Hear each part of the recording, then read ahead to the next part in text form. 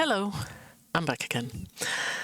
Today I want to talk to you about something new, I guess, for most of you. It's another solo episode of mine, and it's sort of a continuation of what we spoke about last time. It's around understanding your cycle. And it's about cycle syncing because it's better to live in alignment with your natural rhythm. And maybe cycle syncing is a new term for you. That's totally cool. I'm going to walk you through what it is. It's very simple, it's very practical. So, let's start with what it is. Cycle syncing is essentially about aligning your life with the natural phases of your menstrual cycle. Instead of expecting that you will feel the same every day, have the same energy every day, have the same focus and the same output, it's about recognizing that your body moves in a rhythm and that rhythm changes week by week. So the problem with our modern expectations is that most of us have been taught, be it directly or indirectly, to operate like men. Men have a 24-hour cycle. Consistent, linear, predictable is what we're expected to be like. But as women, we don't function that way because we don't have a 24-hour cycle. We have a 28-day cycle. And that means that your energy shifts, your mood shifts, your brain function even shifts. And when you try to override that, that can start to feel really exhausting. So you can notice that you're going to feel burned out, you're going to feel irritable, low motivation, basically feeling out of sync with yourself. And there's nothing wrong with you when that happens. It's because you're not working with your body, but against it. So there's four phases to your cycle.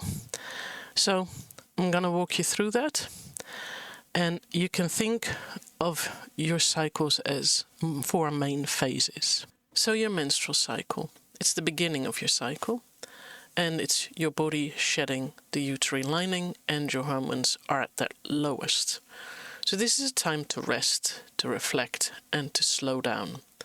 Your energy will naturally be lower.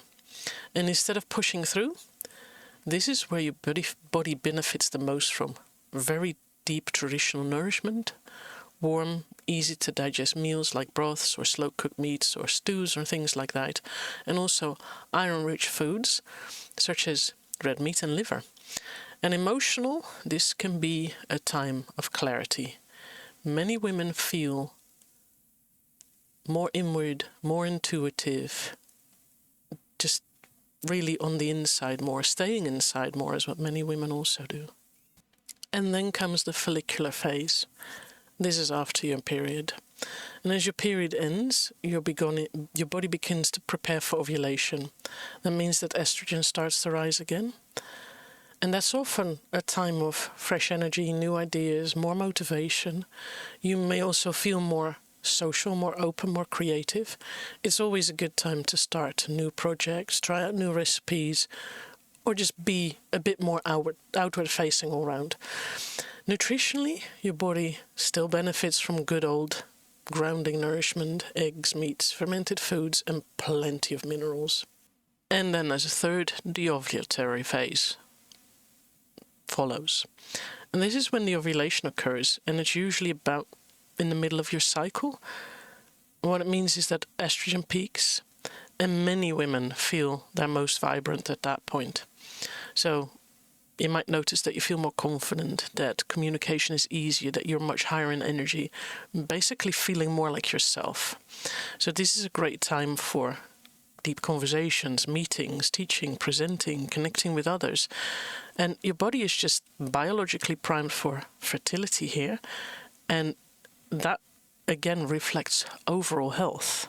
And lastly, we're then landing here at the luteal phase, which is the phase after your ovulation. It means that progesterone rises, and this is where your body shifts again. You will start to feel a bit more focused inward, a bit more detail-oriented, slightly lower in energy as you move towards your next cycle. So this is a time for completing tasks, for organizing, for creating structure. And also, it's time for more grounding foods, warming meals, and supporting your nervous system. And this is often the time where women feel PMS symptoms, if something's out of balance. And not something to ignore, but something to listen to. So you may wonder, why does this all matter? Well, when you start to live in alignment with these phases, something inside you will shift, because you stop fighting your body. You stop expecting yourself to be the same every day. So what you can do is you begin to plan your life more intuitively, you nourish your body more appropriately, and you honor your energy instead of overriding it. So food and rhythm go hand in hand. From a traditional, nutrient-dense perspective, this becomes very practical. So your body needs consistent nourishment across all phases. But how you prepare and experience food can shift. Think about warm, slow-cooked meals during your lower energy phases. Fresh, vibrant meals when energy rises, and always including the mineral-rich foods and proteins and some animal fats, because your hormones really depend on them. So nothing of this is about perfection. I want you to really understand that you don't need to complete a complete rearrangement of your life overnight. We don't do that. It's about being aware and then slowly but carefully figuring out, when do you feel the most energetic, and planning things in that way, or when do you need more rest and planning it that way. And also, when do you feel more social? Some of us feel in different parts of our cycle much more social. And then slowly, when you have the awareness, you can start adjusting things a bit. So for a lot of women, the moment they start realizing this and understanding it, they just feel so much better, because they're not inconsistent. It's just their cycles. Sorry. And that just changes everything. So if this is new to you, that's totally cool. Just take it one step at a time. Start with observing and noticing, and then give yourself time and permission to work with your body instead of against it, because your body isn't random. It's rhythmic, it's intelligent, and it's always communicating with you. So I want to thank you for spending this time with me.